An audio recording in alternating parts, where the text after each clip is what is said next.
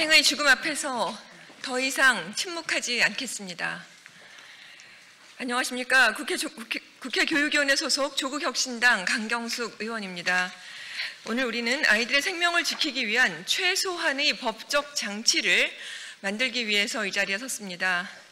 오늘 오신 분들을 소개해드리겠습니다. 전국교직원 노동조합 박영환 위원장님, 전승혁 부위원장님, 김지희 부위원장님, 진수영 참교육실장님, 박형준 전문상담교사 특별위원장님 오셨습니다. 네, 한국학교 상담학회 송수정 회장님, 평등교육 실현을 위한 전국학부모회 박은경 대표님 오셨습니다. 김화정 선임연구원님 오셨습니다. 이재명 대통령은 자살은 사회적 재난이라고 했습니다. 최근 5년간 학생 자살은 2019년 140명에서 2024년 221명으로 급증했습니다.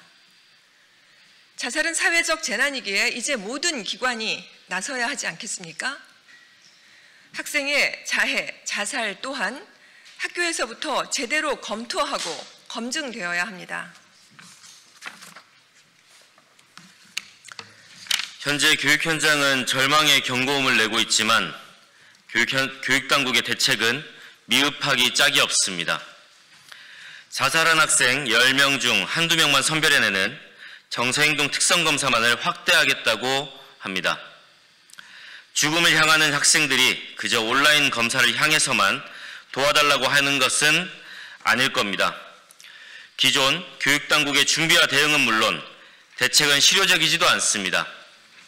또한 지난 9월 12일 교육부를 포함한 정부 부처 합동으로 국가자살 예방 전략을 발표했지만 교육부 대책은 단 한 장이었습니다. 학교의 학생들을 살릴 구체적인 대안이 충분히 보이지 않습니다. 현재 학생의 생명은 시도교육청 수준의 학교 위기 관리 가이드라인이라는 매뉴얼에 매달려 있습니다. 현재 시행 중인 자살 예방 및 생명 존중 문화 조성을 위한 법률은 모든 국민을 대상으로 한 복지의료 중심 법률입니다. 학교 현장에서 발생하는 자해, 자살 사건을 예방하고 회복시키는데 필요한 교육적 대응 체계와 행정적 강제력은 담고 있지 않습니다. 선언적 문구에서 끝날 것이 아니라 특별 대책이 필요합니다. 세계보건기구 WHO는 자살 대응 단계를 6단계로, 우리나라 보건복지부는 4단계로 운영합니다. 그러나 교육부는 예방, 발견, 상담, 치료 3단계만을 남겼습니다. 사후 공동체 회복은 어디에도 찾을 수 없습니다. 학교는 학생의 눈빛 하나, 숨 하나로 위기를 감지할 수 있는 생명의 현장입니다. 자살, 자해 위기 상황이 발생했을 때 학교는 즉각적인 대응이 가능한 유일한 공간입니다. 학교에서 우리는 다시 학생을 잃을까 두렵습니다. 하지만 여전히 학교 안의 학생 자해와 자살에 대해 복지와 의료적 접근만 머무르고 있는 게 현실입니다.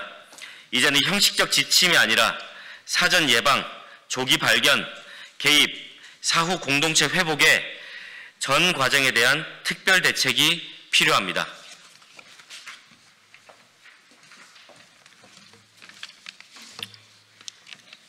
이제 학교가 생명보호의 1차 안전망으로 기능할 수 있도록 교육부와 교육청이 중심에 서야 합니다. 그래야 학교가 든든하게 학생들을 지킬 수 있습니다. 이를 위한 학생 자해 자살 예방 특별 대책이 시급합니다. 우리 교육은 2004년 한 중학생의 안타까운 학교폭력 사망 사건을 계기로 학교폭력 예방 및 대책에 관한 법률을 제정한 경험이 있습니다. 그때처럼 학생 자살 문제도 더 이상 개인의 불행으로만 볼 것이 아니라 사회와 국가가 함께 책임져야 할 구조적 문제로 인식해야 합니다. 지금 필요한 것은 단순한 지침이나 일회성 대책이 아니라 학교 현장에서 즉각적으로 작동할 수 있는 실질적 대응 체계입니다. 그 과정에서 향후 가칭, 학생 자살 자해 예방 특별법 제정까지도 검토되어야 할 것입니다. 이는 생명을 지키는 법적 기반을 마련하는 일이며 아이들을 위해 국가가 할 수 있는 최소한의 약속이 될 것입니다. 우선 학생 위기감지 시 즉각 개입할 수 있는 행정적 권한을 학교장과 교육감에게 부여해야 합니다. 또한 모든 학생이 전문 상담을 보장받을 수 있도록 학급수에 연동된 전문 상담 교사 배치를 의무화해야 합니다. 정말 괜찮지 않을 때 도와달라고 말할 용기가 나지 않는 학생에게 먼저 손 내밀어주고 원할 때 언제든 상담을 받을 수 있는 학교가 되어야 합니다. 또한 비극이 발생했을 때 교사와 학생 모두를 보호할 수 있는 사후 공동체 회복 프로그램도 구축해야 합니다. 자살을 방치하면서 생명 존중 교육을 논하는 것은 교육의 모순입니다. 교육부와 교육청은 생명을 지키는 일의 최전선에 서야 합니다. 학교가 아이를 지킬 수 있도록 제도로 보호막을 세워주는 것, 그것이 국가의 책임입니다.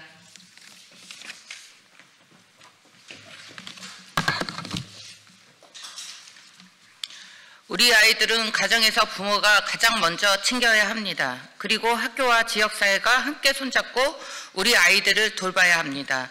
교육부와 교육청에서도 여러 교육 정책을 내놓고 있지만 어떤 정책보다 먼저 지켜야 할 건 우리 아이들의 생명과 안전입니다.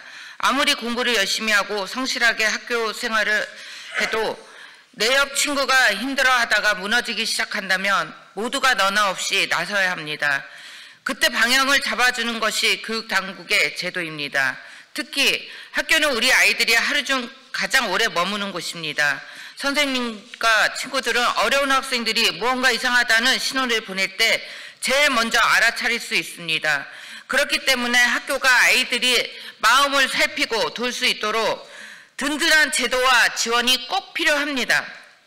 아이들이 서로 존중하고 학교가 안전하고 따뜻한 공간이 되려면 이제는 교육부가 나서서 제대로 된 대책을 세워야 합니다. 학생의 생명과 존엄을 지키는 일은 교육의 시작이다 끝입니다. 우리는 더 이상 학생의 죽음 앞에서 침묵하지 않겠습니다. 학생의 죽음이 통계가 아닌 외침으로 남도록 우리 모두의 힘을 합쳐 아이들의 삶을 지켜내겠습니다.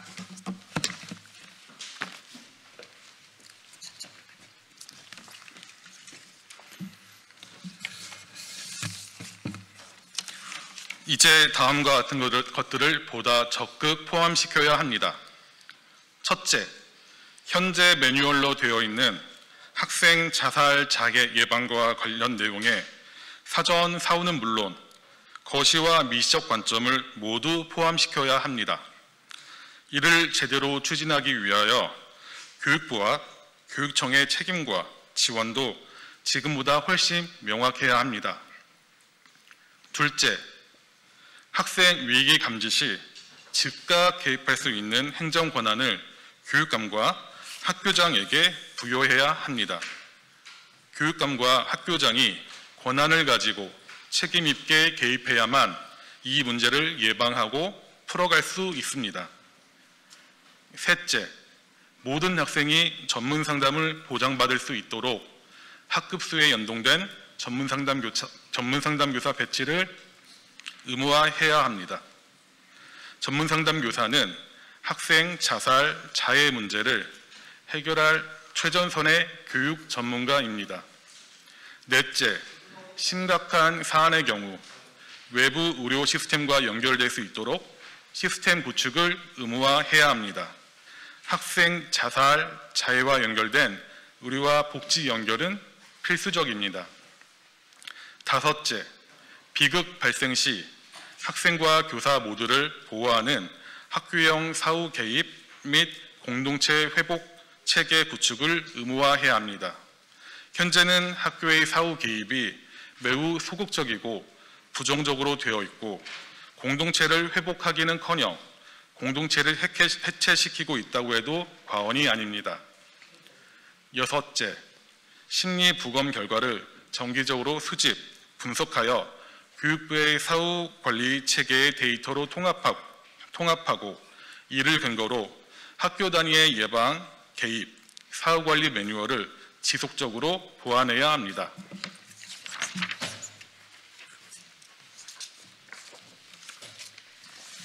이제 우리는 어려운 학생을 대하며 왜 그랬을까가 아니라 어떻게 살아갈까를 얘기해야 할 때입니다. 가정과 학교와 지역사회에서 우리 학생들에게 괜찮니? 라고 물어주십시오. 힘든 일을 토로할 때 괜찮아, 그런 일이 있었구나 라고 먼저 공감해 주십시오. 그리고 선을 먼저 내밀고 소통해 주십시오.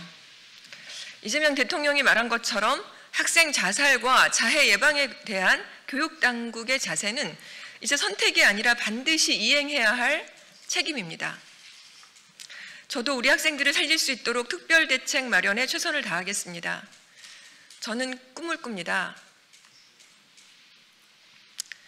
혼자 외롭게 무너져가는 아이들이 있을 때 서로 손을 내밀어주고 함께 어깨 걸고 서로 위로해주며 하나가 되는 것이죠. 혼자 외롭지 않도록, 그렇게 두지 않도록 하는 사회를 꿈꿉니다. 몇 년 후에는 학생의 자해, 자살이 줄어들고 있다, 사라져가고 있다, 이런 이야기를 전해드릴 수 있도록 함께 노력합시다. 국민과 학부모님들의 깊은 관심과 동참도 간곡하게 부탁드립니다. 이상입니다. 자유발언.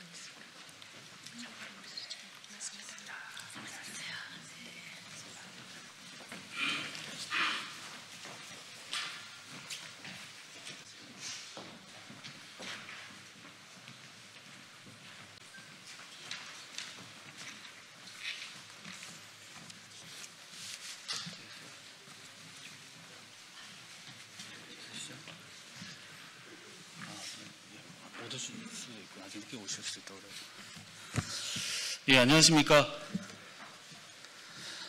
위험의 외주화로 산업재해가 끊임없이 벌어지고 있는 현대제철에 느닷없이 로봇계가 투입이 되었습니다.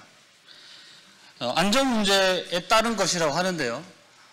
금속노조 현대제철 비정규직 지회는 이 안전 문제를 해결하기 위해서 원청이 직접 나서서 노동자들과 교섭하고 해결하자는 요구에는 묵묵부답으로 일관하면서 로봇계를 투입했습니다. 이에 대해서 규탄하며 실질적으로 안전 문제 해결하기 위해 원청이 직접 나서서 교섭을 촉구하는 이 기자회견을 진행하도록 하겠습니다. 더불어민주당 노동존중 실천단 그리고 금속노조 손잡고 디지털 정의 네트워크 정보인권연구소가 주최하고 더불어민주당 민병덕 의원실, 이영우 의원실, 박홍배 의원실이 주관하는 기자회견입니다. 첫 번째 연언말을 듣도록 하겠습니다. 이영우 국회의원님을 모시도록 하겠습니다. 예, 국회 기후에너지환경노동위원회 소속으로 활동하고 있는 인천 서구을 이용우 의원입니다. 이번 기후노동위 국정감사에서 저는 불법 파견, 부당 노동행위를 저지르고 있는 현대제철의 행태와 이를 방치하고 있는 고용노동부의 소극 행정을 지적하면서 서강현 대표이사의 증인 출석을 강력하게 요구한 바 있습니다. 아시다시피 현대제철은 2021년 하청노동조합의 단체 교섭 요구를 현재까지 거부하면서 중앙노동위원회와 법원으로부터 사업장 안전 의제에 대한 교섭 의무가 있다는 판단을 받았음에도 여전히 교섭 거부 부당노동행위로 일관하고 있습니다. 하지만 현대제철은 21년 이후 매년 계속되는 하청 노동자들의 교섭 요구를 묵살하며 부당노동행위를 계속하고 있는데 현대제철은 내년 3월 시행 예정인 노란봉투법이 아니더라도 하청 노동조합과의 교섭 의무가 존재하는 상황임에도 고의적으로 계속해서 교섭을 해태하고 불법을 저지르고 있는 것입니다. 앞서 저는 현대해철 당진공장 18개 협력사들의 재해율과 현대해철 원청의 재해율을 비교 조사한 결과 하청의 재해율이 일관되게 높고 4년, 5년, 6년 연속 원청보다 재해율이 높은 하청업체가 존재하며 특히 하청기업은 원청보다 재해율이 10배, 7배나 높다는 점을 밝히기도 한 바 있습니다. 전형적인 위험의 외주화가 바로 현대해철에서 일어나고 있는 것입니다. 하청노조의 원청과의 단체 교섭 요구는 바로 이러한 위험의 외주화를 타개하기 위한 것이었습니다. 그런데 현대해철은 법원이 하라고 한 하청노조와의 안전문제 교섭은 하지 않고 제철소 작업 현장에 느닷없이 로봇개를 도입하였습니다. 동문서답도 이런 황당한 동문서답은 처음 봅니다. 그 목적이야 뻔합니다. 안전을 목적으로 도입했다기보다 현장 노동자에 대한 감시를 강화하여 향후 업무상 재해가 발생하면 이를 노동자의 귀책으로 삼겠다는 것이 아니고 무엇이겠습니까? 게다가 동의 없이 배치된 이러한 로봇개는 개인정보 보호 문제 등 인권 침해의 소지가 다분합니다. 현대해철에 분명하게 경고합니다. 로봇개는 치우고 교섭의 판을 열기 바랍니다. 하청노조와 성실하게 교섭하여 사업장 안전에 대한 대책을 마련하십시오.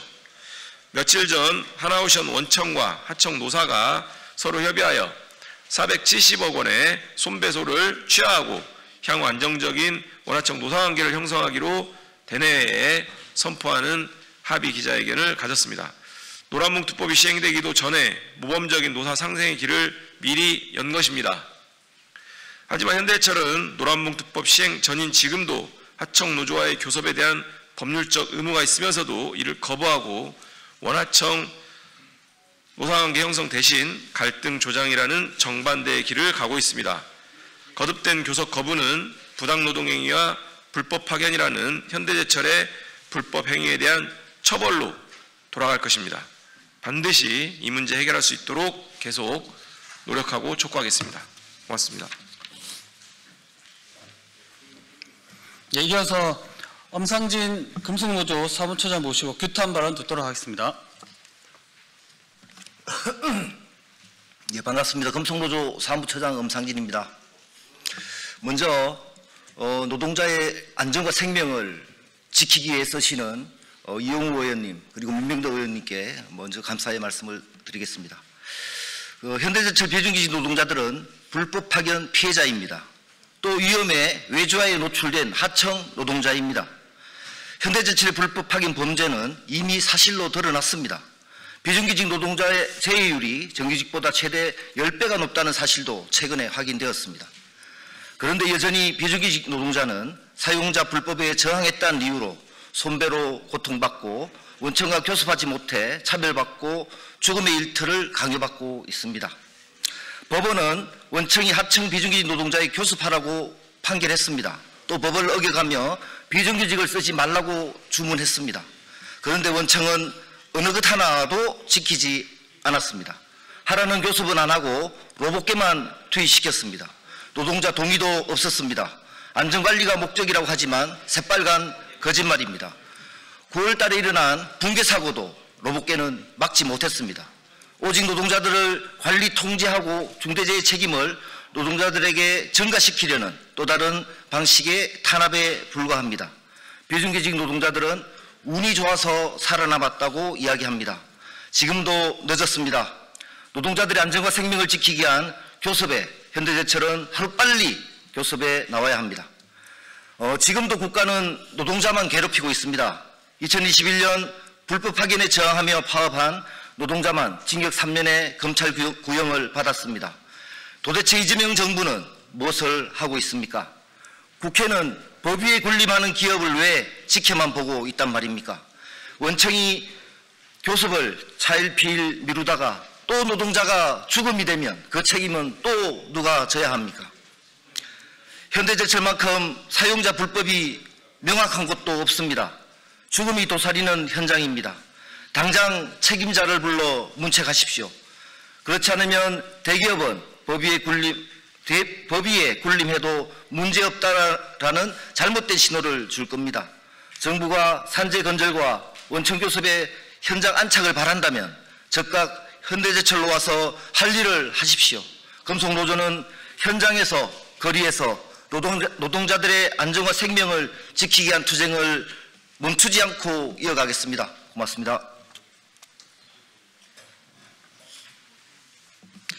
예, 이어서 이상규 현대제철 비정직 지회 지회장 현장 발언 듣도록 하겠습니다. 네, 현대제철 비정직 지회 지회장 이상규입니다.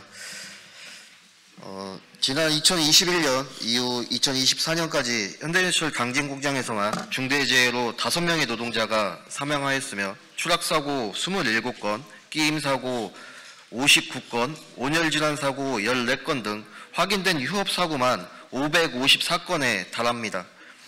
더불어 정부기관에서 확보하지 못하거나 파악할 수 없는 비휴업사고는 1441건에 달합니다.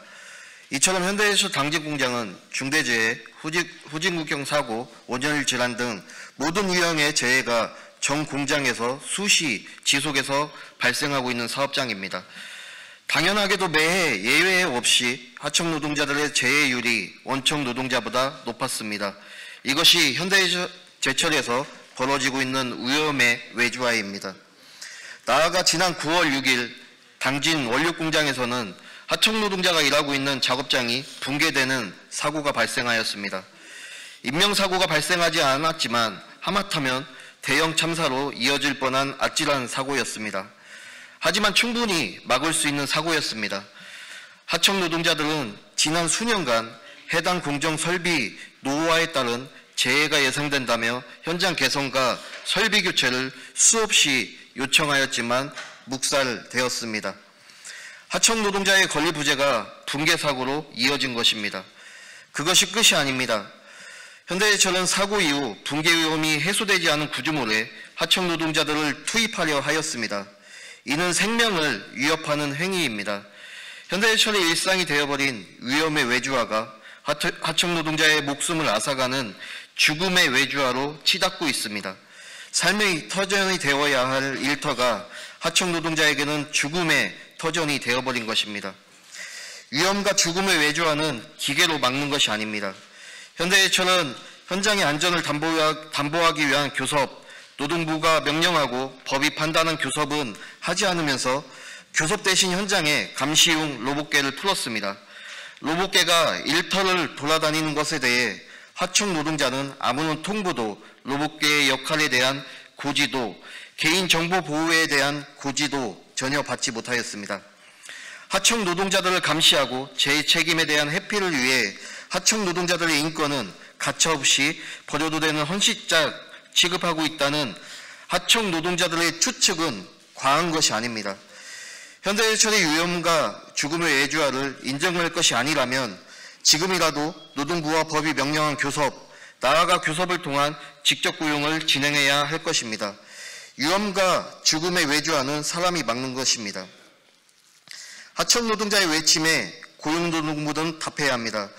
21년 파견법 위반, 특별근로감독 무시, 2021년 교섭 거부 부당노동한 노동위원회 판정 무시, 2022년 민사 1심 판결 불복, 2025년 교섭 거부 부당노동행위 행정법원 1심 판결 불복 등 현대제철의 법 이행 거부로 인하여 하청 노동자들은 부당한 차별에 신음하고 있으며 산업안전의 사각지대에 방치되어 매년 수많은 하청 노동자들이 다치거나 죽어가고 있습니다. 법 위에 군림하며 위험을 외주화하고 불법과 위법을 일삼는 현대제철의 야만의 독주를 이제는 멈춰 세워야 하지 않겠습니까? 2100명의 현대제철 불법행위의 피해 노동자들이 김영훈 노동부 장관께 면담을 요청합니다. 현대제철 비정규직지회는 면담을 통해 현장에서 파악한 산업안전 실태, 법 이행 거부에 따른 피해 현황, 이를 해결하기 위한 요구 등을 고용노동부 장관께 직접 보고드리고 현대제철의 불법 행위를 바로잡기 위한 조치를 함께 논의할 것을 요청합니다. 죽음의 공장에서 목숨 걸고 일해왔던 하청 노동자의 최소한의 요구를 외면하지 마시길 바랍니다. 나아가 이번 면담이 산업 현장에서 반복되고 있는 불법 파견과 차별적 처우 그리고 중대재해로 이어지는 사회 구조적 문제를 뿌리 뽑기 위한 작은 미랄이 되길 기대합니다. 이상입니다. 예, 다음으로 장혁영 정보인권연구소 상임 이사께서 개인정보보호 및 인공지능기본법 위반 규탄 발언 이어가겠습니다.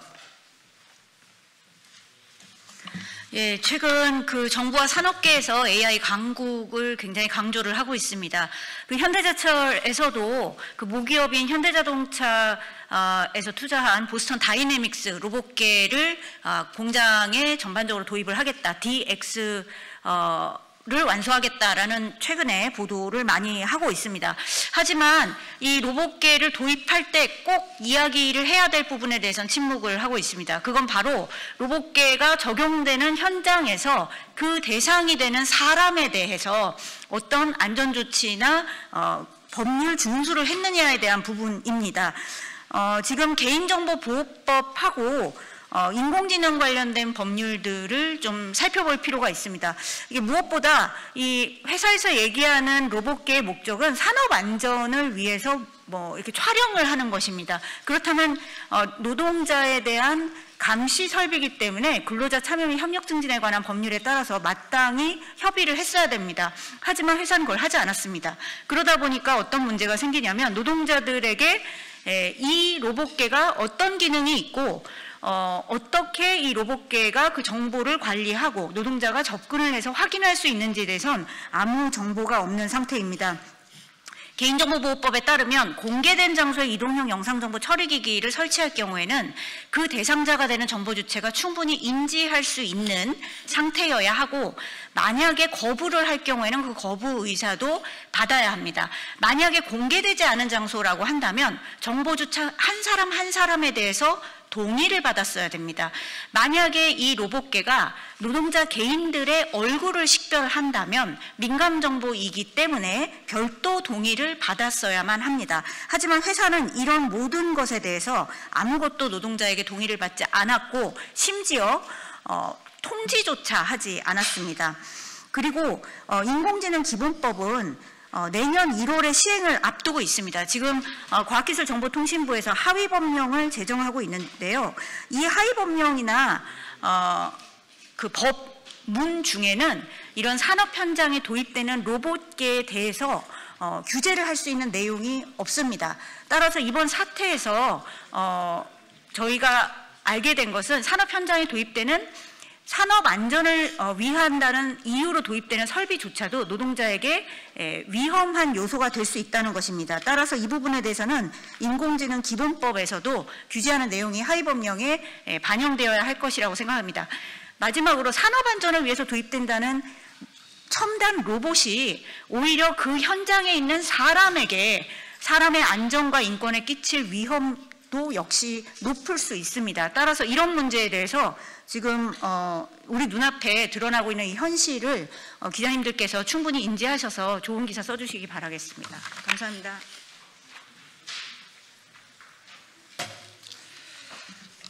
예, 기자회견문 낭독은 안영근 현대제철 비정규직지회 부지회장께서 해주시겠습니다.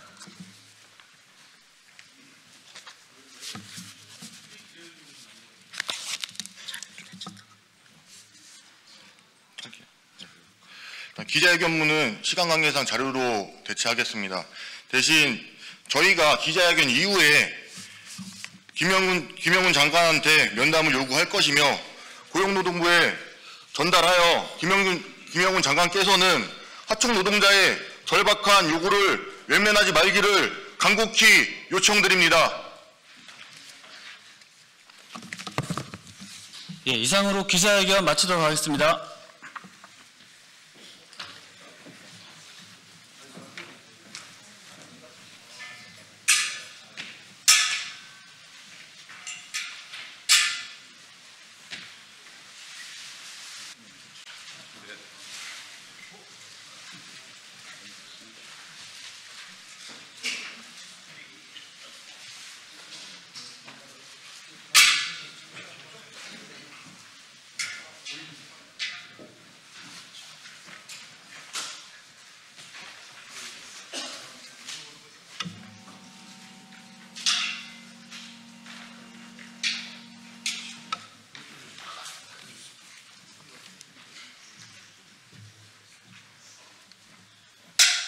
양쪽으로 쓰세요.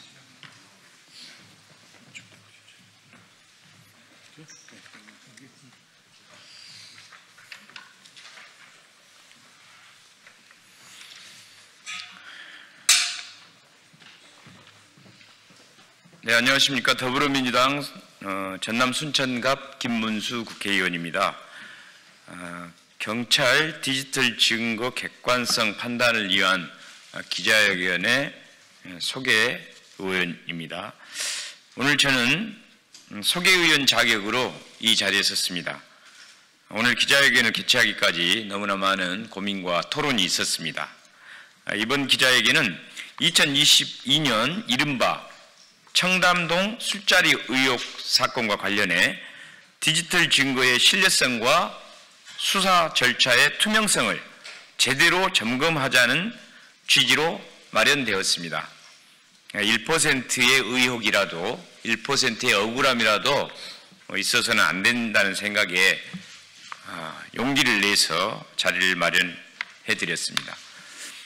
최근 디지털 포렌식 자료가 수사에서 결정적 증거로 활용되고 있습니다. 그렇기에 증거의 진본성과 무결성이 매우 중요하며 증거가 오염되어서도 안 됩니다. 그리고 분석 과정에서의 객관성과 독립성도 매우 중요합니다. 만약 물리적으로 설명하기 어려운 수치나 경로가 포함되어 있다면 특정인에 대한 유무죄를 떠나 국민 누구에게나 영향을 미치는 수사 신뢰의 문제가 될 수 있습니다. 따라서 오늘 제기되는 문제와 제안들이 과학적이고 공정한 수사 기반 마련의 계기가 되었으면 좋겠습니다. 아울러 경찰을 포함한 수사기관이 이러한 문제 제기를 열린 자세로 재검토하여 국민이 납득할 수 있는 설명과 조치를 내놓기를 바랍니다. 오늘 기자회견에 참석하신 분들입니다. 뉴탐사의 강진구 기자님, 뉴탐사의 박대용 기자님, 인터넷기자협회 이준희 회장님, 인터넷기자협회 도형래 수석부회장님, 인터넷기자협회 전태수 부회장님, 김성수 시사평론가님, 김정훈 유튜버님이십니다. 예, 이상으로 소개를 마치고 진행해 주시기 바랍니다. 네, 우선 제가 좀 여는 말을 하고 그리고 강진구 기자님 취재를 하신 강진구 기자가 직접 발표를 하시겠습니다. 그 경찰의 디지털 포렌식이라고 하면 우리가 뭐 의심을 하지 않죠. 그런데 청담동 술자리 관련해서 저희가 기소가 되고 나서 검찰로부터 이 수사 기록을 받아서 분석을 하던 중에 놀라운 사실을 확인했습니다. 서울 도심의 퇴근길에 시속 588km라는 믿을 수 없는 속도로 달린 사람이 한국에 있다는 사실, 더군다나 경찰의 포렌식 결과로 그 사실이 드러났다는 것으로 저희들은 이 믿을 수 없는 결과를 발견하고 이 부분은 좀 윤석열 정권에서 이런 비상식적인 일들이 자행되었다라는 사실을 여러분들께 알려드리기 위해서 이 자리에 섰습니다. 청담동 술자리는 지금까지 윤석열, 한동훈 두 사람이 자신의 행적을 아직도 그날 어디 있었는지를 밝히지 않고 있는 가운데 첼리스트의 이 증언만으로 이게 진짜가 됐다가 가짜가 됐다가 오락가락하고 있는 여전히 그런 상황입니다. 그런 와중에 당시에 이 사실을 보도했던 이 제보를 받고 보도했던 기자들은 여전히 형사 민사 소송에 시달리고 있습니다. 자, 오늘 두 번의 구속영장 청구에도 불구하고 그 기각 결정으로 또 취재를 계속 이어가고 있는 강진구 기자가 이 자리에 함께 하고 있습니다.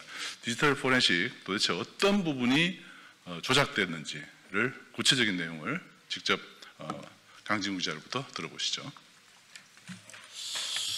네, 방금 소개받은 뉴탐사의 강진구 기자입니다. 저는 청담동 술자리를 지난 3년간 취재해왔던 기자이기도 합니다. 이번에 디지털 증거 조작이 갖고 있는 의미에 대해서는 앞에 충분히 설명을 했던 것 같고요. 이 사건에 있어서 가장 중요한 쟁점 중에 하나는 청담동 술자리가 어디서 있었느냐, 장소가 중요한데 경찰은 첼리스트의 발언과 그다음에 디지털 포렌식 결과를 기초로 청담동의 TK라는 술집에서 술자리가 있었고, 근데 그 술자리는 10명 정도도 들어가기 힘든 굉장히 협소한 장소이기 때문에 대통령과 법무장관, 변호사 30명이 참석할 수 있는 곳이 아니다라고 하는 걸로 청담동 술자리 보도는 허위라고 결론을 내렸습니다. 그런데 저희가 이번에 경찰이 이런 수사 결론에 이르게 된 그 포렌식 결과를 확인하게 되었습니다. 첼리스트의 휴대폰에서 추출된 내비게이션용 파일이 있습니다. 음성 안내, 화상 안내에 사용된 내비게이션 파일 1200개를 저희가 전부 일일이 클릭하면서 경로를 추적해 봤습니다. 그 결과 도저히 물리적으로 설명이 불가능한 경로를 기초로 경찰은 첼리스트가 그날 TK라고 하는 곳에 도달했다는 결론을 내린 것을 저희가 확인을 하게 됐습니다. 우선 도저히 물리적으로 설명 불가능한 내용을 차례대로 설명하겠습니다. 우선 첫 번째로 경찰은 포렌식 결과를 기초로 첼리스트의 전 남자친구, 제보자죠. 제보자가 있는 용인 집에서 1차로 서울 강남의 골프 연습장, 논현동에 있는 골프 연습장까지 7시 13분에 출발해서 7시 57분, 44분 만에 도착했다는 결론을 내렸습니다. 근데 여러분이 잘 아시겠지만 오후 7시간은 퇴근 시간대입니다. 교통 정체가 다 풀렸다 하더라도 44분 안에 용인에서 서울 강남의 논현동까지 도착한다는 건 사실상 물리적으로 어렵습니다. 심야 시간대, 교통체증이 전혀 없는 상태에서는 44분에 도착하는 것이 가능합니다만 퇴근 시간대에 44분에 도착한다는 것은 쉽지 않습니다. 그리고 두 번째로 문제는 이 용인 집에서 강남까지 통상적인 경로를 이용을 하면 44분 안에 도착한다는 것이 가능하지만 디지털 포렌식 결과 나타난 경로는 완전히 정상적인 경로를 이탈했습니다. 첼리스트는 그 경찰에 따르면 바로 강남으로 오지 않고 중간에 광주시청도 들렸고요. 그리고 분당 내곡 고속도로를 타고 구룡터널을 빠져나오면 바로 이제 그쪽에서 강남에 가면 됩니다. 그런데 구룡터널을 빠져나와서 바로 강남으로 가지 않고 경부고속도로를 다시 탑니다. 그리고 경부고속도로를 타고 다시 유턴을 해서 경부고속도로 양재 IC로 다시 빠져나오는 경로를 이용을 해서 강남 논현동으로 갔다고 합니다. 이건 도저히 이해할 수 없는 비정상적인 경로입니다. 이런 비정상적인 경로를 거쳐서 그 골프장에 도착하는데 필요한 거리는 97km입니다. 이걸 시속으로 환산하면 44분 안에 97km를 이동을 하기 위해서는 시속 133km로 달려야 됩니다. 용인에서 강남까지 시속 133km 가능합니까? 그리고 특히 구룡터널을 빠져나와서 경부고속도로 상행선 양재 IC로 빠지는 바로 그 지점까지 직선 거리는 2km, 유턴을 포함한 총 이동 거리는 9.8km인데 경찰 포렌식 결과는 이 엄청난 거리를 단 1분 만에 돌파한 거로 나옵니다. 9.8km를 1분 안에 도착하려면 시속 588km입니다. KTX보다도 더 빠른 속도로, KTX 최고 속도의 2배 가까운 속도로 서울 도심을 통과해서 1분 만에 분당 내곡고속도로 종단점에서 경부고속도로 양재 IC까지 이동한다라고 하는 것이 경찰이 내린 내비게이션 수사 포렌식에 나타난 경로입니다. 도저히 상식적으로 이해할 수 없는 결과라고 할 수 있습니다. 그리고 그 밖에 그 골프 연습장에서 문제가 되고 있는 술집 티켓까지 이동하는 데는 8분 정도가 소요가 됐는데 여기서 가장 심각한 문제점이 추가로 드러납니다. 그 골프 연습장은 논현동 원주로에 있습니다. 그런데 바로 그 논현동 골프 연습장에서 출발한 바로 그 시간, 시분초까지 동일한 시각에 언주로가 아니고 안내음이 압구정로라고 하는 거 들립니다. 압구정로. 언주로에서 출발한 바로 그 시각에 왜 안내음이 압구정로가 들립니까? 저희는 그래서 이러한 결과들은 결과적으로 실제로 첼리스트가 실제로 이동한 경로가 아니고 누군가에 의해서 기왕에 사용되어 있던 내비게이션 파일을 짜깁기 편집해서 휴대폰에 첼리스트가 사용하던 휴대폰에 심은 걸로 강력히 의심이 되고요. 실제로 이러한 외부에서 파일을 심은 흔적도 발견이 됐습니다. 첼리스트가 휴대폰이 압수수색된 것은 2022년 11월 21일이고요.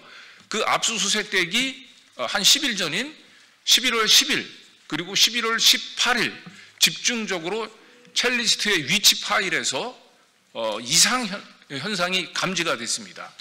11월 10일 첼리스트의 휴대폰에 저장되어 있던 위치 파일은 9시 51분에서 52분 불과 1분 사이에 화성시와 서울 잠실과 순간 이동을 100km가 넘는 거리를 순간 이동한 걸로 나옵니다. 11월 18일 날은 더 심각합니다. 강원도 인제에서 안산까지 200km가 넘는 거리를 1분에 이동한 걸로 나옵니다. 이것은 가능하지 않습니다. 그리고 동국대학교 강장묵 교수 AI 보안 전문가인데 전문가의 감정 결과로도 이것은 정상적인 이동 경로로 볼 수 없고 이같이 순간 1분 사이에 9개, 5개 도시가 넘는 100km, 200km가 넘는 거리를 이동했다는 것은 결과적으로 외부에서 데이터 파일이 심어질 때 나타나는 전형적인 현상이라고 하는 의견을 받았고 그리고 실제로 내비게이션 파일들을 비롯해서 이런 파일들을 시간이라든지 아니면 위치라든지 이런 것들을 수정을 하는 것은 그렇게 일반인들이 생각하는 것만큼 어렵지 않다. 굉장히 쉬운 작업이다라고 하는 감정 의견도 밝혀주셨습니다. 그래서 저희는 이런 그 종합 분석 결과를 기초로 또 전문가 감정 의견을 지금 청담동 술자리 이 장소와 관련해서 재판을 하고 있는 재판부에 지난 화요일 날 제출을 했고 그리고 어제 드디어 법원에서 당초 오늘 금요일 선고가 예정됐던 선고를 12월 12일로 한 2달 가까이 연기했습니다. 법원에서도 이번 디지털 증거 조작에 대해서 가볍게 보지 않고 매우 무겁게 바라보고 있다라는 것이죠. 그래서 이상 대략적으로 저희가 청담 술자리 디지털 증거 조작에 대해서 설명을 드렸고 마지막으로 지난 3년 동안 저희 뉴탐사와 함께 청담 술자리 진실을 규명하기 위해서 크게 노력한 우리 시석 평론가, 우리 김성수 평론가의 맺은 말을 듣도록 하겠습니다. 오늘 이 자리에서 밝힌 이 내용들은 뉴탐사라고 하는 언론사가 지난 3년간 추적해온 진실의 어떻게 보면 결정판이고 그리고 수사 기록 22,000페이지를 처음부터 끝까지 샅샅이 들여다보면서 찾아낸 진실입니다. 이 진실을 같은 언론사들이 외면해서는 안 될 것이라고 봅니다. 청담동 술자리는 윤석열이 당선이 확정되고 난 다음에 넉 달 후 그리고 취임 이후 2달 만에 벌어진 끔찍한 게이트라고 볼 수 있는 사건입니다. 이 게이트를 덮기 위해서 저들은 무슨 짓이든 해야 됐고 그 무슨 짓이든 한 결과는 결국 12월 1일에 잘못된 수사 보고서를 경찰이 작성하게 하고 그리고 그 다음날 한동훈 법무부 장관이 직접 기자와 언론사를 상대로 고소고발을 하는 또 민사소송을 거는 이런 작태로 국회의원까지 묶어서 소송을 거는 이런 작태로 발현됐습니다. 그리고 그 이후서부터 언론들은 약속이나 한 듯이 마치 청담동 술자리는 가짜뉴스인 것처럼 취급을 해왔습니다만 그 이후에도 3년간 뉴탐사와 저희 김성수 TV는 청담동 술자리의 실체적 진실을 밝히기 위해서 다양한 보도와 컨텐츠들을 만들어 왔습니다. 그 보도와 컨텐츠들을 쭉 다시 한번 돌아봐 주실 것을 간곡히 부탁드리고요. 그 안에 담겨져 있는 진실을 이 내란 사태를 종식시키기 위해서라도 우리는 함께 밝혀야 되지 않을까 생각을 하고요.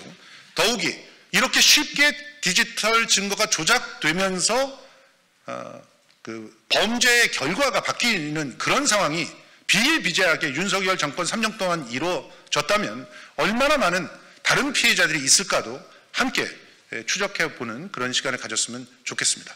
오늘 이 자리를 통해서 이제 윤석열, 한동훈 이 두 조작 수사의 달인들이 어떤 여죄들을 저질렀는지를 함께 밝혀 나가는 그런 반전의 계기가 되면 좋겠다는 생각을 하면서요.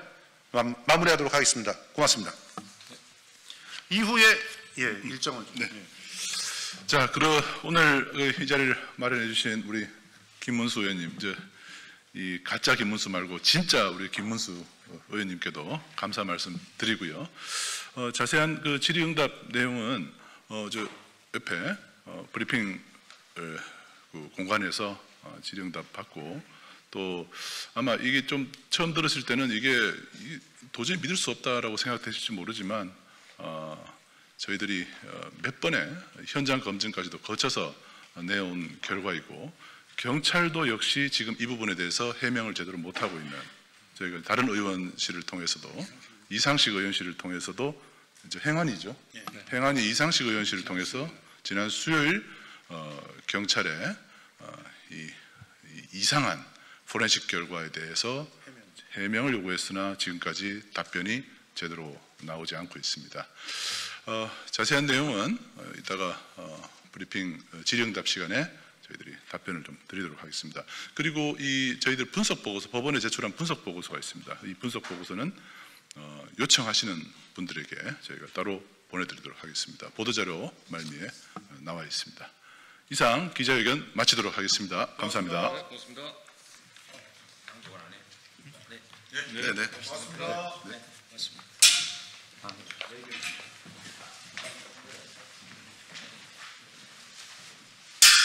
김병진 비서관도 오세요. 이쪽 양쪽에 두 분이 양쪽에 이렇게 서시고, 한 분이 이쪽으로 오시고, 이쪽으로 오시고, 네, 이렇게 하면 돼요. 오케이. 안녕하십니까. 더불어민주당 광주 동구 남구 국회의원 안동울입니다. 오늘 전력만 학중 3가지 법안에 대한 대표 발의 기자회견을 하도록 하겠습니다. 오늘 먼저 우리 회견장에 참석해 주신 분을 좀 소개를 해드리겠습니다. 양동근 우리 민자협회 부회장님, 네, 그리고 민자협회 이진용 고문님, 네, 그리고 우리 민자학회를 대표한 항우건 대표님, 네, 그리고 우리 임성우 김병진 보좌관입니다. 네. 저는 오늘 국정과제 이변서 AI 3대 강국으로 도약하기 위해 반드시 필요한 에너지 고속도로를 신속하게 건설하기 위해 필요한 국가기관 전력만 확충 특별법, 전기사업법, 전원개발 촉진법 등 3개 패키지 법안 개정안을 대표 발의하게 되었습니다. 이번 법안은 민간 자본으로 전력망을 즉시 조기에 건설하고 운영은 한전이 담당하는 새로운 사업 모델을 도입하고 이에 대한 법적 근거를 마련하고자 하는 것입니다. 앞서 이달 1일 방한한 샘 올트먼 오픈 AI CEO가 국내 AI 전용 데이터 센터 설립을 공식화했습니다.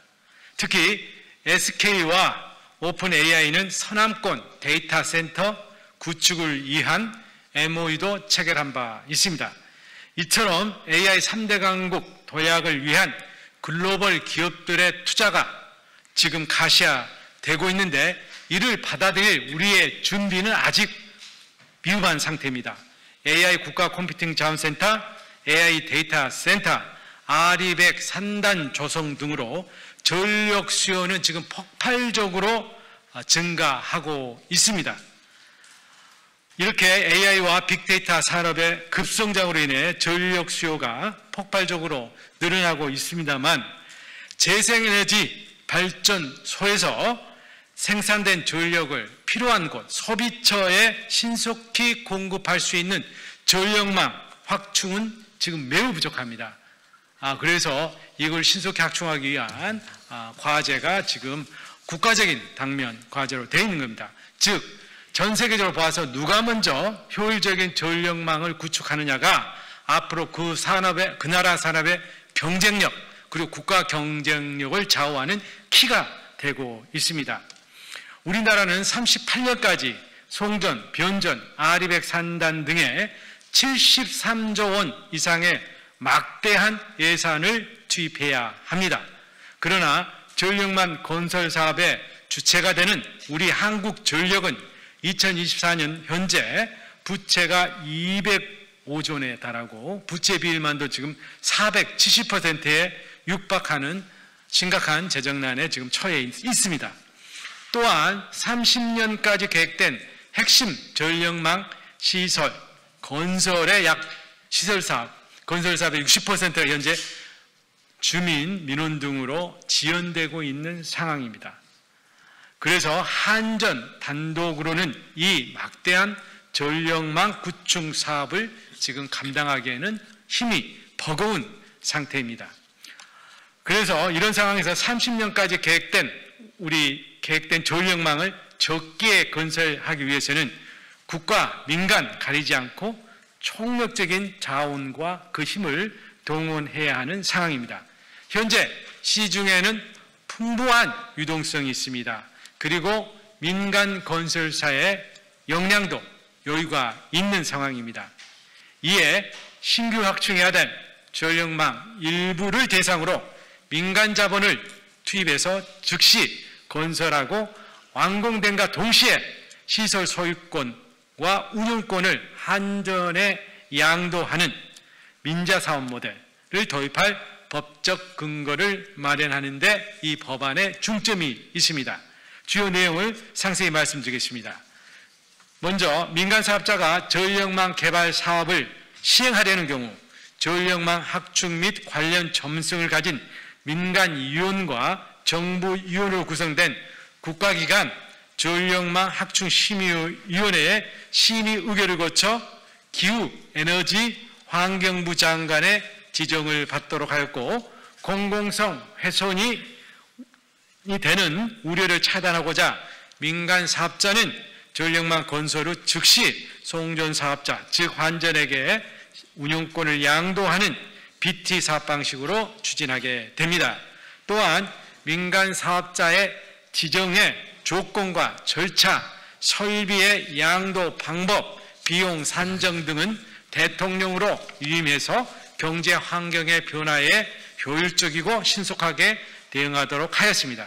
두 번째로 해상풍력 및 태양광 등 대규모 재생에너지원의 접속 선로가 개별적으로 개발되는 등 난개발의 문제가 있습니다. 또 중복 투자의 문제가 있습니다. 이를 해결하기 위한 전기사업법, 전원개발 촉진법을 아래와 같이 개정코자 합니다.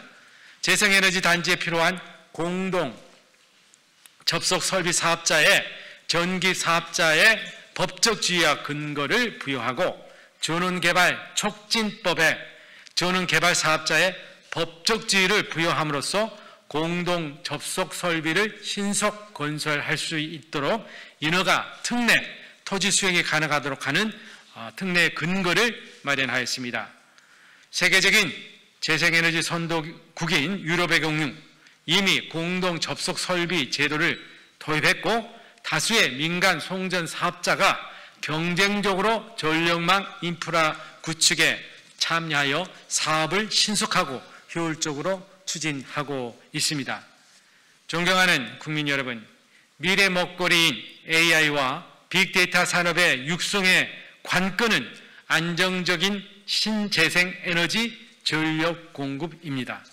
이에 국정과제로 추진 중인 전국 산업 거점과 재생에너지 발전원을 연결하는 에너지 고속도로의 건설은 바로 경제성장의 대동맥을 만들어내는 중대한 일입니다. 향후 5년 우리에게 남은 골든타임입니다. 첨단 산업에 급증하는 재생에너지 전력 수요를 안정적으로 뒷받침하는 전력망 확충의 골든타임이기 때문입니다. 적기 건설을 위해서는 민간과 국가의 역량을 총동원해야 합니다. 법안에서 제시하고 있는 BT 모델은 기존 전력망의 통일적 운영 시스템을 유지하면서도 건설 역량을 민간으로부터 보완받는 장점을 가진 민간 투자 방식이라고 말씀드릴 수 있겠습니다. 여기서 더 나아가서 이번 전력망 확충에 적용되는 민간 투자 모델을 싱크홀 예방을 위한 상하수도 개량 사업, 도심 속 군시설인 탄약고 이전 등 운영 분야에 민간이 접근하기 어려운 시설을 대상으로 일반 공공사업 분야로까지 확산할 수 있도록 민간투자법 개정도 추진하도록 하겠습니다. 국민 편익 증대에 필요한 사회기반 시설을 민간의 자본력과 창의력으로 신속히 건설하고 동시에 그 소유와 운영은 공공이 운영토록 하는 BT 모델이 제대로 안착될 수 있도록 우리 국민 여러분과 기자 여러분들의 뜨거운 관심과 응원을 부탁드립니다. 감사합니다.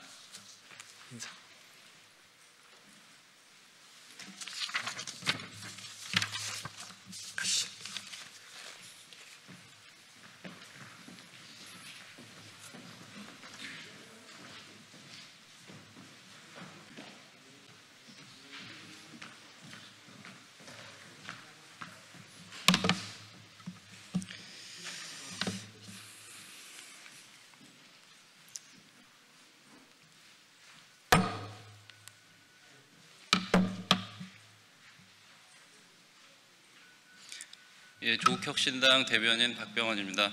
어제 한미 관세 등 협상 타결에 대한 조국혁신당 입장 간단히 발표드리겠습니다. 약 5초 후에 시작하겠습니다.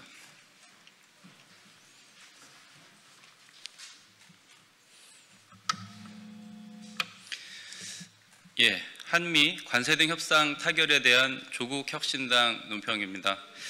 한미 정상이 관세와 투자금 등에 대한 협상을 타결했습니다. 미국의 태도는 남한산성까지 군대를 몰고 와 굴종을 강요했던 청나라 홍타이지를 연상케 했습니다. 그러나 지금의 대한민국은 대국에 무조건 사대했던 우를 벗어나 힘의 차이를 냉정히 인정하면서 최대한의 실리를 얻으려 노력했습니다. 연간 투자금액의 제한이나 투자금에 대한 회수 가능성이 포함되었습니다. 일본과 비교할 때 협상단의 악전고투가 눈에 선합니다. 수고하셨다는 말씀 드리고 싶습니다. 국민들은 냉정하게 지금의 국제정세 변화를 지켜보고 있습니다. 그리고 이 관세 협상 자리에 대한민국의 대표자로서 만약 윤석열이 서 있었다면 어떤 파멸적인 결과를 가져왔을지 몸서리치고 있습니다.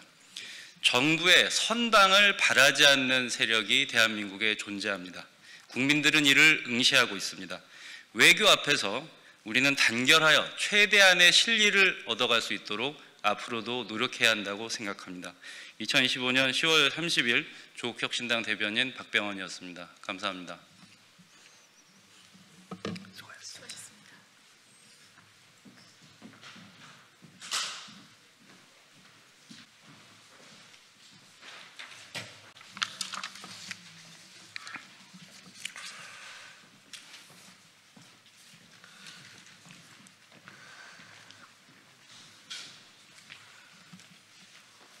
시작하겠습니다. 안녕하십니까. 더불어민주당 의정부 시의회 국회의원 이재강입니다. 오늘 경제정의실천시민연합이 입법 청원하신 남북관계발전법 개정안의 취지에 동의해 이 법안을 국회에 소개드리고자 이 자리에 섰습니다. 먼저 참석자를 소개하겠습니다. 경실련 통일협회위원장을 맡고 계신 김일한 동국대 북한학교 연구교수님께서 참석하셨습니다. 그리고 경실련 정치입법팀 서희원 팀장님과 배정현 간사님 참석하셨습니다.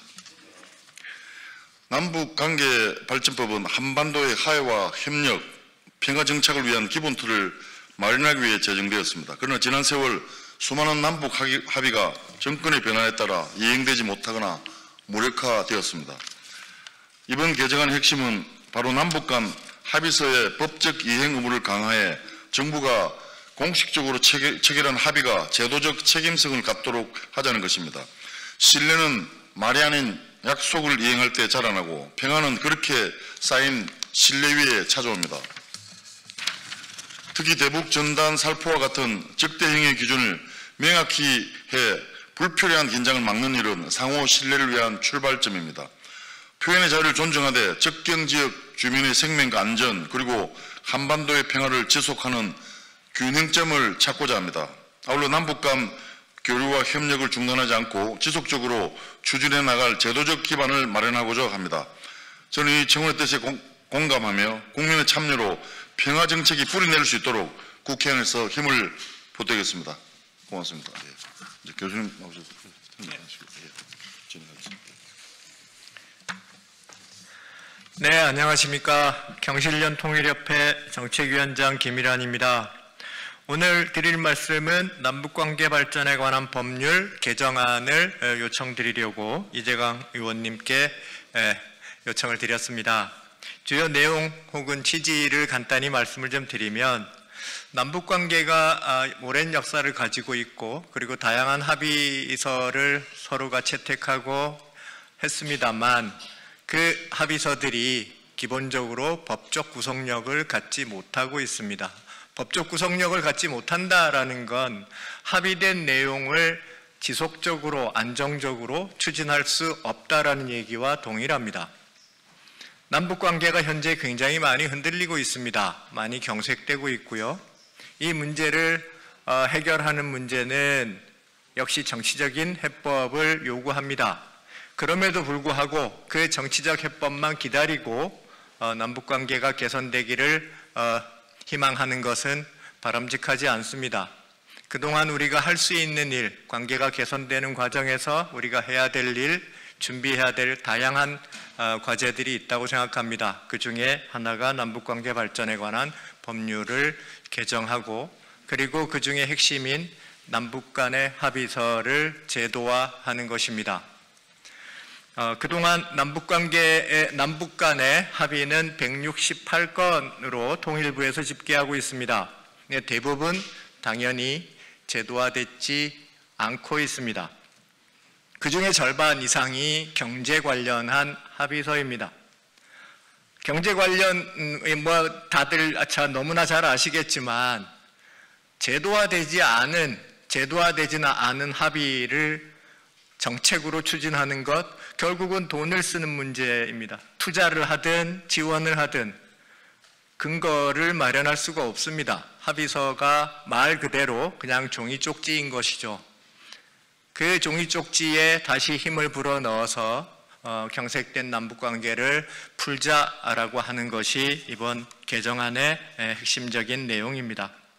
또 하나는 전단 확성기죠. 우리 전단 날리고 확성기 들고 했던 아주 위험한 상황을 어떤 방식으로든 제도적으로 해결을 해야 한다라는 차원의 개정안을 법률에 담았습니다. 구체적인 내용은 우리 간사님과 우리 팀장님께서 다시 말씀을 드리도록 하겠습니다. 감사합니다.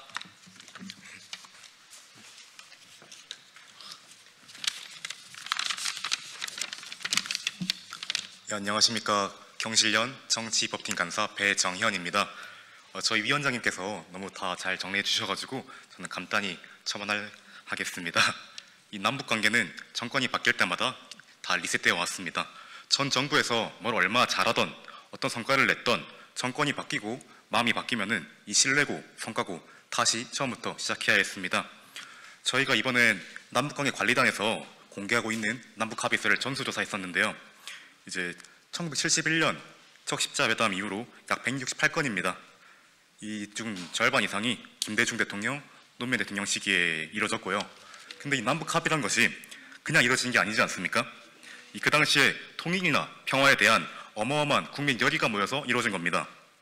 그런데 이러한 열망으로 이루어진 남북 합의가 지금 거의 다 사무나 정지, 폐기 상태입니다. 현재 저희는 4건 정도만 유효 합의라고 판단을 하고 있는데 사실 그 합의들도 공동 성명들이고 사실상 정부 정지 상태입니다. 이게 왜 이러냐 하면 이 남북 합의에 공적인 신뢰성이 없습니다.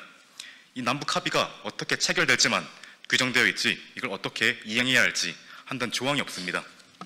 그러니 항상 정치적 선언 느낌으로 정권이 바뀔 때마다 뭉개져 왔던 겁니다. 최근 문제가 되었던 대북전단 살포권도 같은 맥락에 있습니다. 남북 합의의 기본 중 하나는 적대행위 규제입니다. 그럼에도 표현의 자유 문제가 계속 불거지고 있습니다. 이에 우리 경실련은 이번 청원에 3가지 내용을 담았습니다. 첫째, 남북 관계를 한반도의 평화와 공존을 향해 단계적으로 나아가는 특수한 관계를 규정한다. 둘째, 적어도 장관급 이상의 합의서의 이행 의무를 법으로 제도화한다. 그리고 셋째, 대북전단 살포 등 적대행위 규제와 통제 절차를 합리화하고 정립한다. 이 한반도 평화를 위해서는 이 남북 합의를 단순히 정치적 선언이 아니라 법적 약속으로 바꿔야 합니다. 예, 감사합니다. 예, 안녕하세요. 경실련 정치입법팀의 서희원 팀장입니다. 저는 기자회견문 낭독하겠습니다. 오늘 저희는 남북합의의 제도적 이행을 촉구하며 이 자리에 섰습니다. 남북관계발전법은 남북이 단절과 대결을 넘어 평화와 협력의 질서를 제도적으로 뒷받침하기 위한 기본법입니다.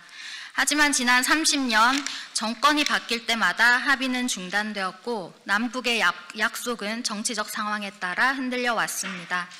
2018년 판문점 선언과 9.19 군사합의는 전쟁 없는 한반도를 약속한 역사적 합의였습니다.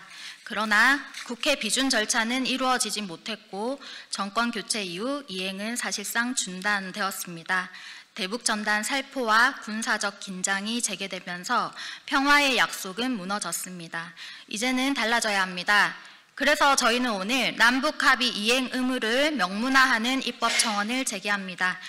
정부가 남북 간 공식적인 합의를 맺었다면 정권이 바뀌더라도 합의의 취지와 내용을 존중하고 행정의 연속성 속에서 성실히 이행하려는 책무를 져야 한다는 내용입니다. 국회에는 저희가 입법 청원한 것뿐만 아니라 합의에 대한 국회 비준 의무화 내용을 담은 안이 발의되어 있습니다. 저희는 이 안과 함께 저희 입법 청원안이 함께 논의되기를 간절히 부탁드리고 오늘 저희 입법 청원안에 대해서 소개를 맡아주신 이재강 의원님께 감사의 말씀 드리면서 저희 입법 청원안이 앞으로도 상임위와 본회의에서 잘 논의될 수 있도록 관심 가져주시기를 부탁드립니다. 감사합니다.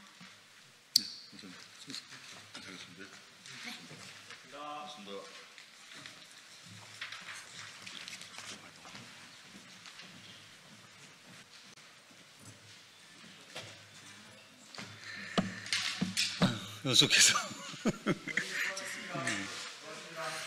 추위에 감기는 안 걸리셨어요?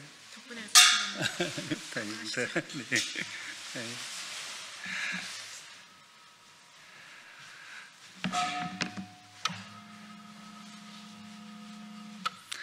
네, 더불어민주당 선임 대변인, 부대변인 박창진입니다. 오늘은 런던 베이글 뮤지엄에서 있었던 청년 노동자 죽음과 관련한 논평 브리핑 드리겠습니다. 일하다 죽는 사회는 멈춰야 합니다. 인간의 존엄을 지키는 산업안전체계로 바꾸겠습니다. 베이커리 체인 런던 베이글 뮤지엄에서 근무하던 20대 청년이 주 80시간에 가까운 장시간 노동 끝에 숨졌다는 소식에 깊은 애도를 표합니다. 이번 죽음은 결코 개인의 불행이 아닙니다. 여전히 일터 곳곳에 남아있는 과로와 방치, 그리고 안전 불감증이 만들어낸 구조적 참사이자 우리 사회의 경고입니다. 이재명 대통령은 출범 이후 줄곧 산업안전은 생명에 대한 국가의 의무라며 강력한 산업안전대책과 실노동시간 단축을 거듭 주문해 왔습니다. 그럼에도 불구하고 이러한 사고가 되풀이 된다는 것은 정책이 현장까지 닿지 못한 채 행정의 무관심과 무사안일이 여전하다는 방증입니다. 근로복지공단 자료에 따르면 최근 5년간 뇌 심혈관계 질환으로 인한 산업재해 사망 승인 건수는 1059건에 달하며 그중 상당수가 장시간 노동과 과로로 인한 것입니다. 이는 제도의 허점과 관리의 부재가 초래한 예고된 죽음입니다. 정부와 관계당국은 이번 사건을 단순한 사고로 치부하지 말고 정책의 사각지대와 관리 감독의 허점을 정밀하게 점검해야 합니다. 노동자의 생명과 안전은 행정의 효율성보다 앞서야 하며 일터는 단순한 생계의 공간이 아니라 하루를 무사히 마칠 수 있는 최소한의 인간 존엄이 보장되는 공간이어야 합니다. 더불어민주당은 이러한 비극이 다시는 반복되지 않도록 청년 서비스직, 소상공인 근로자 등 보호의 사각지대에 놓인 노동자들이 안전하게 일할 수 있도록 포괄 임금 제한 등 실노동시간 단축, 산업안전 점검 강화, 근로감독 인력 확충 등 실질적 제도 보완책을 마련하겠습니다. 사람이 일하다 죽지 않는 사회, 노동이 존중받는 대한민국을 만드는 것이야말로 우리가 지켜야 할 가장 기본적인 정의이며 민주주의의 근본입니다. 더불어민주당은 현장의 목소리를 정책으로 옮기며 정부의 대책이 말이 아닌 실행과 변화로 이어지도록 끝까지 점검하고 견인하겠습니다. 이상입니다. 감사합니다. 감사합니다.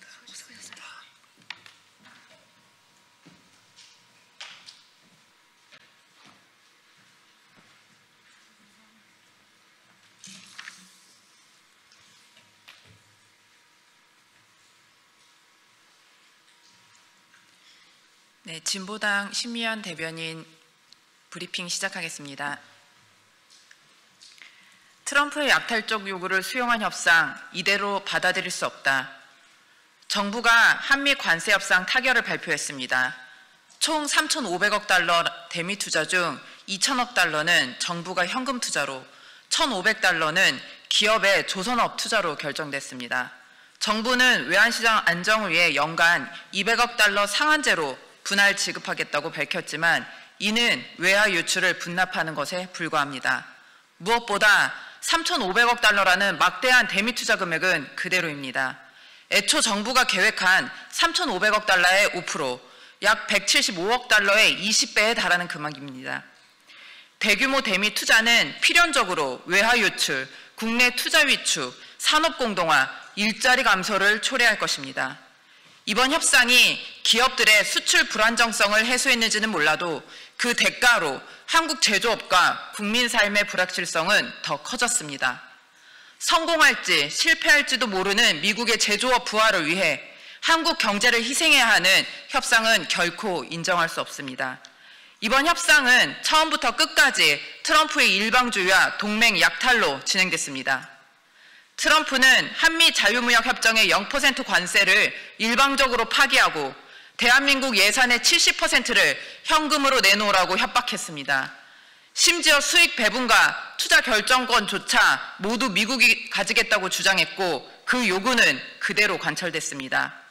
수익 배분은 원금 회수 전까지 5대5, 원금 회수 보장을 20년 뒤에나 판단할 수 있는 비상식적인 조건입니다. 투자처 결정권 역시 한국은 의견 개진을 하는 보조적인 역할에 그쳐 사실상 미국이 마음대로 결정하는 구조입니다. 이재명 대통령은 정부가 현금 투자를 약속하는 일본식이 아니라 시장의 판단으로 기업이 투자하는 이유식도 있다고 주장했지만 결국 일본의 굴욕적 협상과 다를 바 없는 결과를 선택했습니다. 정부는 관세 인하를 성과로 내세우고 있지만 15센트 인하로 자동차 산업이 얻는 이익은 연간 약 2조 원이라고 합니다. 이를 위해 연간 200억 달러, 10년 동안 투자하는 것이 성과입니까? 무관세를 적용하겠다는 항공기 부품, 복제약, 천연자원은 수출 규모가 각각 3억에서 4억 달러도 되지 않는 미비한 규모입니다. 현재 한국은 3,500억 달러의 대미 투자에 1,000억 달러 규모의 미국 에너지 구매, 대한항공의 1,030억 달러 규모의 보잉기 항공기 103대 구매, 그리고 사상 최대 규모의 국방 예산 증액과 미국 구매까지 약속했습니다. 트럼프의 주장대로 6천억 달러가 넘는 금액이 미국에 쏟아붓고 있는 이 상황을 어떻게 성과라고 할 수 있겠습니까? 정부는 협상 경과와 내용을 국민 앞에 상세히 보고하고 반드시 국회 비준 절차를 거쳐야 합니다. 국회는 협상 내용을 철저히 검증해야 합니다. 트럼프의 약탈적 요구를 수용한 협상, 이대로 받아들일 수는 없습니다. 진보당은 약탈적 관세 협상에 맞서 국민들의 삶을 지키기 위해 끝까지 노력하겠습니다. 감사합니다.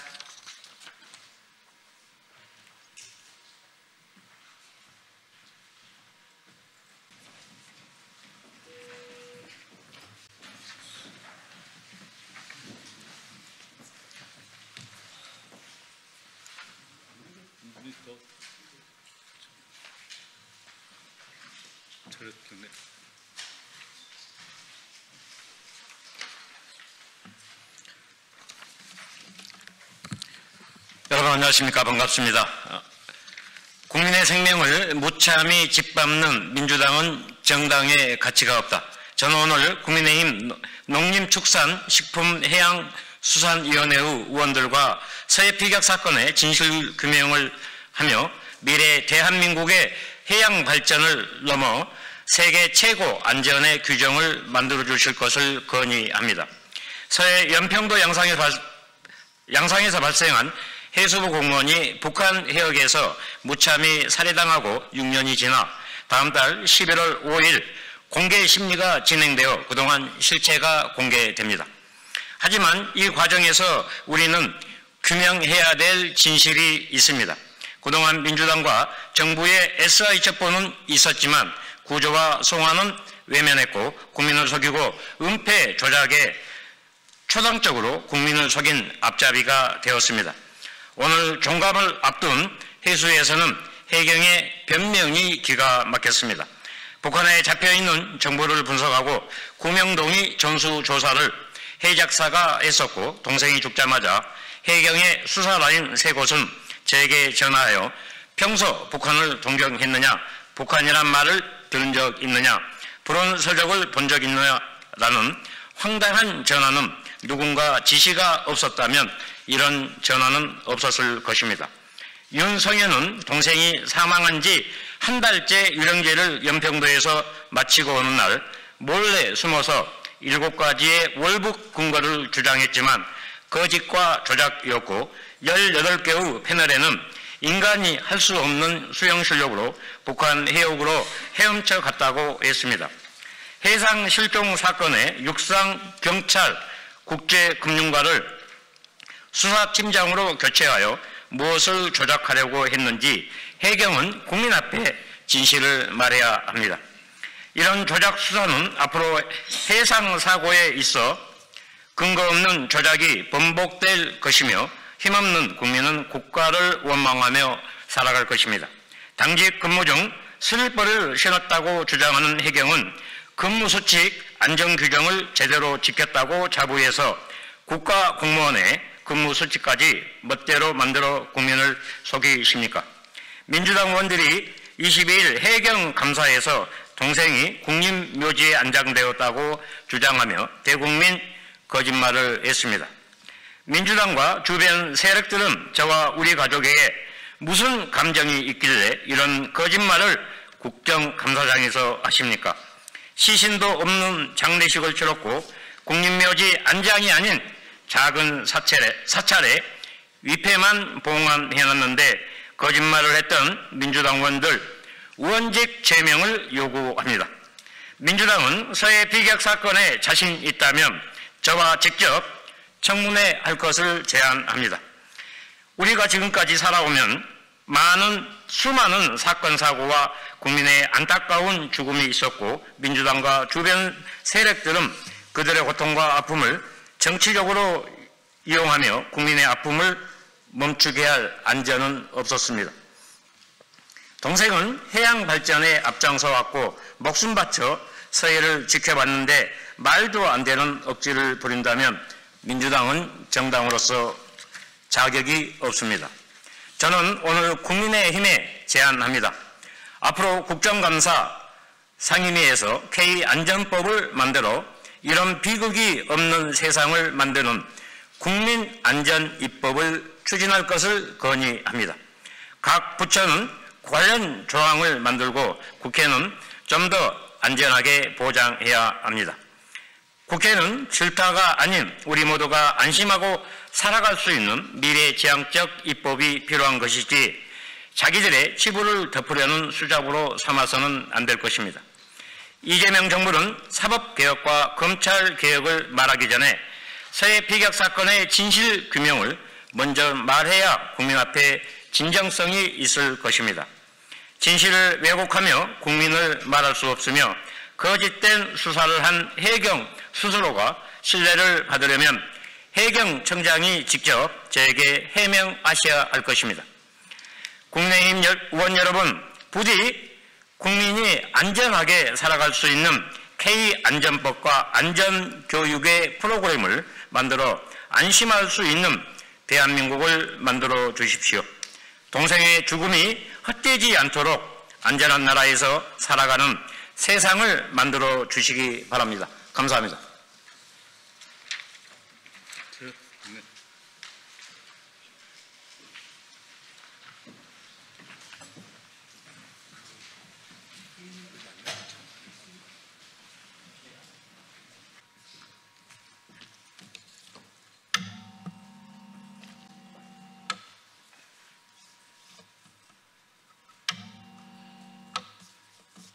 네, 안녕하십니까. 더불어민주당 대변인 박지혜입니다.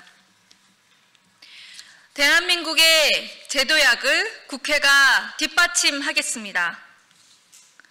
에이펙 정상회의를 계기로 열린 한미 정상회담에서 한미 무역협상의 후속 조치가 극적으로 타결되었습니다. 이번 협상을 성공적으로 이끌어낸 이재명 대통령과 정부의 헌신과 노력에 깊은 감사와 존경의 마음을 전합니다.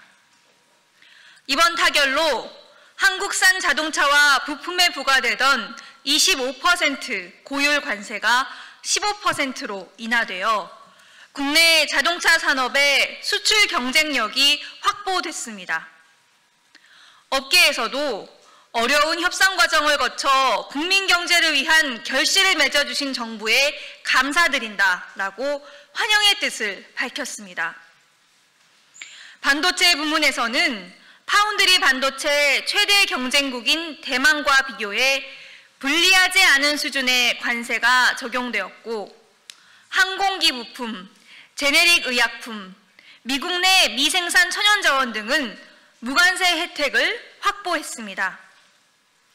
또한 우려가 있었던 농업 분야에서도 쌀, 쇠고기 등 민간 품목의 추가 개방을 막아내며 한미 간 상호 신뢰를 강화하는 합의를 이끌었습니다. 특히 마스가 프로젝트로 명명된 조선업 협력 사업은 한국 기업 주도로 추진하고 투자 외에 보증까지 병행되는 상생 협력 모델로 합의되어 향후 글로벌 조선 경쟁력 강화의 주춧돌이 될 것입니다. 더불어민주당은 이번 협상 결과가 산업 전반의 실질적 효과로 이어지도록 최일선에서 정책적, 예산적 지원을 다하겠습니다. 후속 법안과 제도 정비, 산업 경쟁력 제고 예산이 차질 없이 추진될 수 있도록 국회가 든든하게 뒷받침하겠습니다.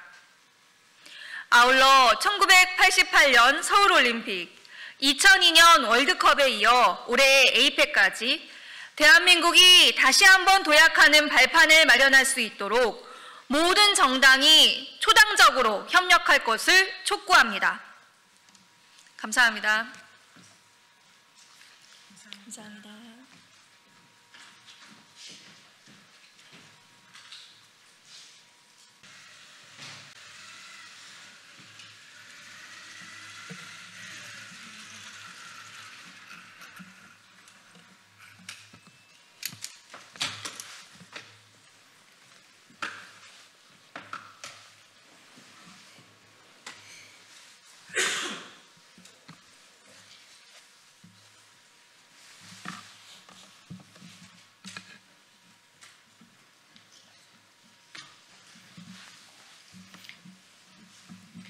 안녕하십니까. 국민의힘 수석 대변인 최보윤입니다.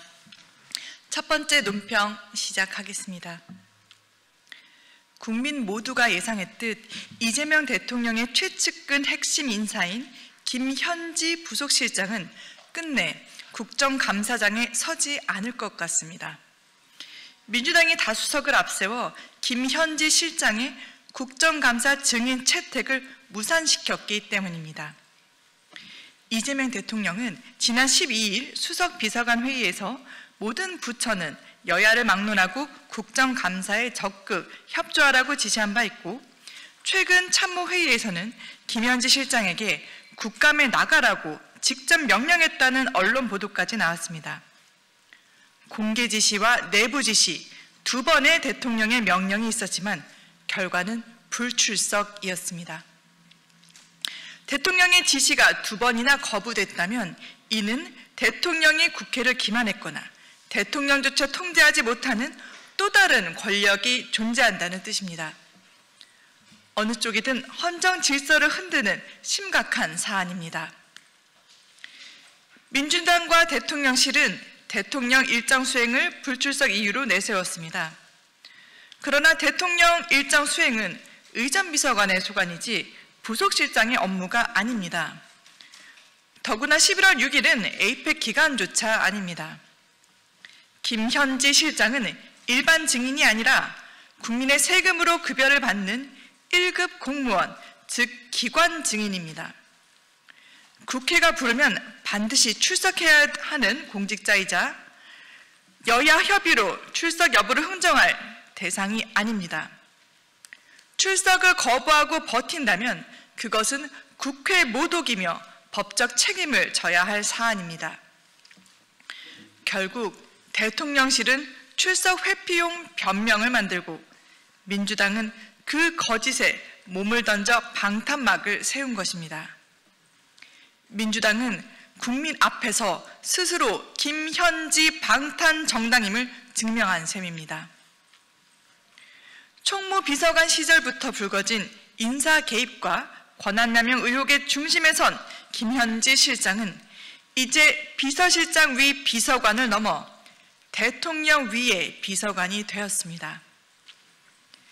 의전서열 3위 대법원장까지 불러내 조롱하고 호통치던 민주당이 김현지 실장의 출석만큼은 온몸으로 막아서는 현실은 권력의 위선 그 자체입니다. 국민의힘은 김현지 실장은 아무리 국감을 피해 달아나도 반드시 국회 증인대에 세울 것입니다. 그리고 국민을 대신해 도대체 무엇을 그토록 숨기고 있는 것인지 끝까지 밝혀내겠습니다.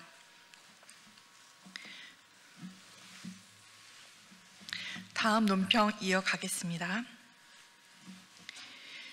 이재명 정부의 11호 부동산 대책은 청년의 미래를 짓밟는 정책 테러이자 국가적 집단 폭력입니다. 투기 억제라는 미명 아래 대출을 막고 토지 거래를 통제하며 시장을 마비시킨 결과 청년들의 기회와 수도권 진입의 문이 닫혔습니다. 그야말로 21세기판 서울 추방령이자 집벌 공화국의 서막입니다. 국민의힘 장동혁 대표와 부동산 정책 정상화 특위는 지난 28일 청년들의 목소리를 경청했습니다. 청년들은 정부의 11호 부동산 대책이 청년을 수도권 밖으로 밀어내려는 서울 추방령이자 청년의 주거 사다리를 끊는 부동산 테러라고 비판했습니다. 서울에서 일하고 꿈을 키우고 싶은데 정부가 그 길을 막았다. 투기를 막은 게 아니라 기회를 막았다. 집은 자산이 아니라 삶의 온도이며 그 온도를 지키는 것이 국가의 역할이라는 절실한 목소리가 이어졌습니다. 오늘의 청년 세대가 정부에 보내는 분명한 경고입니다. 이재명 정부는 청년에게 집 사지 말라고 하면서 정책 결정 라인들은 수십억 원대 갭 투자와 다주택 보유로 부를 대물림하고 있습니다. 15억 원은 서민 아파트라는 망언까지 서슴지 않으며 국민 상처에 소금을 뿌렸습니다. 스스로는 부동산으로 부를 쌓고 청년의 내 집 마련 꿈만 죄악시하는 이중잣대와 위선의 극치입니다. 결과는 명확합니다. 전세 급감, 월세 급등, 주거비 폭등. 이재명 정부의 정책은 투기를 억제한 것이 아니라 기회를 억제한 것이며 시장 정상화가 아니라 통제 경제의 강화일 뿐입니다. 학벌보다 집벌, 점수보다 평수가 인생을 가르는 사회. 청년들이 이번 생은 망했다고 외치는 현실이 바로 이 정부의 부동산 정책의 참담한 결과입니다. 국민의힘은 이재명 정부의 부동산 폭정을 원점에서 바로잡기 위해 토지거래 허가제 전면 재검토, 청년 생애체조 LTV DTI 차등 완화, 민간 공급 회복, 이 세 가지를 중심으로 시장 신뢰 회복형 부동산 정상화 패키지를 추진하겠습니다. 이재명 정부는 즉시 11호 부동산 대책을 철회하고 청년, 서민 맞춤형 보완책을 제시해야 합니다. 청년의 삶을 통제하지 마십시오. 청년의 미래를 시험대에 올리지 마십시오. 집은 자산이 아니라 삶의 온도입니다. 정부의 역할은 그 온도를 지키는 것입니다. 다음 논평 이어가겠습니다. 한미 관세 협상이 타결됐습니다. 길었던 교착 상태가 끝나고 불확실성이 해소되었다는 점은 다행입니다. 하지만 협상 결과를 냉정히 들여다보면 우리 경제가 짊어질 부담이 결코 가볍지 않습니다. 이번 합의로 한국은 총 3,500억 달러 대미 투자 중 2,000억 달러 현금으로 부담하고 연간 투자 상한은 200억 달러로 설정됐습니다. 정부는 외환 시장이 감내할 수 있는 범위라 강조를 했지만 이는 한국은행이 밝힌 최대치에 정확히 걸리는 수준입니다. 말로는 안전하다 하지만 실상은 외환 시장의 완충 여력을 모두 써버린 구조입니다. 더 큰 문제는 정부의 설명이 일관되지 않았다는 점입니다. 불과 석 달 전까지만 해도 현금 투자 비중은 5% 미만이라던 정부가 이제와 2,000억 달러 현금 납입을 합리적 결정이라고 포장하고 있습니다. 결과적으로는 2,000억 달러 약 284조 원의 현금 부담이 확정됐습니다. 한미 통화 스와프가 빠진 점도 심각합니다. 정부는 통화 스와프가 외환 안정의 핵심이라던 기존 입장을 스스로 부정했습니다. 결국 외환 보유액과 정책 금융이 외환 조달의 전면에 나서야 하는 구조가 됐습니다. 이재명 정부가 국익 중심의 협상을 강조했지만 실질적 국익 방패는 빠지고 외환 부담만 남은 모양새입니다. 이번 협상 내용대로 이행하려면 우리 정부와 우리 기업이 감당해야 할 재정적 산업적 부담이 결코 적지 않습니다. 이제부터 관리가 더욱 중요합니다. 무엇보다 지금 공개된 내용이 합의된 전부인지부터 국민 앞에 분명히 밝혀야 합니다. 벌써 미국에서는 우리의 설명과 다른 발언이 하나씩 나오고 있습니다. 만약 발표 내용이 또다시 엇갈린다면 외교적 파장은 더 커질 것입니다. 정부는 구체적인 리스크 관리 계획을 국민 앞에 투명하게 제시해야 합니다. 관세 타결 이후의 시장 충격과 기업 부담을 최소화하는 것은 이제부터 전적으로 정부의 역량에 달려 있습니다. 이번 타결은 끝이 아니라 시작입니다. 정부가 자화자찬할 여유는 없습니다. 지금 필요한 것은 외환 방어와 산업 생태계 유지를 위한 냉정한 설계임을 명심하십시오. 금일 논평 마치겠습니다. 감사합니다.